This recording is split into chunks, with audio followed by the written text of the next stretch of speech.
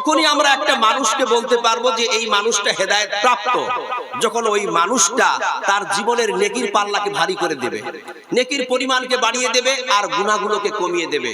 মাথায় রাখবেন, আমাদের একটা কাজ করা দরকার, একটা হচ্ছে কি আমাদের নেকিকে বাড়াতে হবে আর গুনাহকে কমাতে হবে, এটা হচ্ছে আমাদের কাজ, ঠিক আছে না? এটাই মাথায় রেখে করবেন কি, অবশ্যই আমল করার চেষ্টা করবেন। দেখুন, আসন্ন রমাজান কে কেন্দ্র করে কয়েকটা কথা বলে আমি বিদায় নিব ইনশাআল্লাহ। এখন আমরা কোন মাসে দাঁড়িয়ে আছি আমার প্রিয় ভাইয়েরা? বলুন, শাবান মাসে। যখন শাবান মাস আসতো তখন সাহাবীরা রমজানকে কিভাবে ওয়েলকাম জানাতো, কারো কি জানা আছে? বলুন, যখন শাবান মাস আসতো তো সাহাবীরা রমজানকে কিভাবে ওয়েলকাম জানাতেন?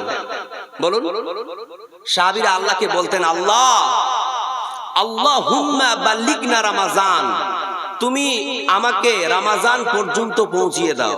আল্লাহ, তুমি আমাকে রমাজান পর্যন্ত নিয়ে যাও, আমার হায়াত বাড়িয়ে দাও, আমাকে সুস্থ রাখো, রমাজান পর্যন্ত আমাকে পৌঁছিয়ে দাও।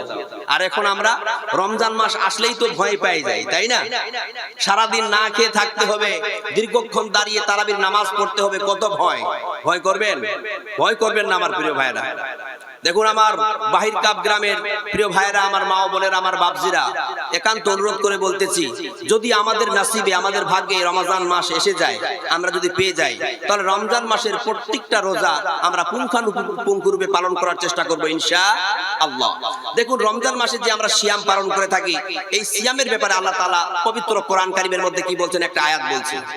রব্বুল আলামিন বলেন, ইয়া আইয়ুহাল্লাযীনা আমানু কুতিবা আলাইকুমুস সিয়ামু কামা কুতিবা আলাল্লাযীনা মিন ক্বাবলিকুম লাআল্লাকুম তাত্তাকুন।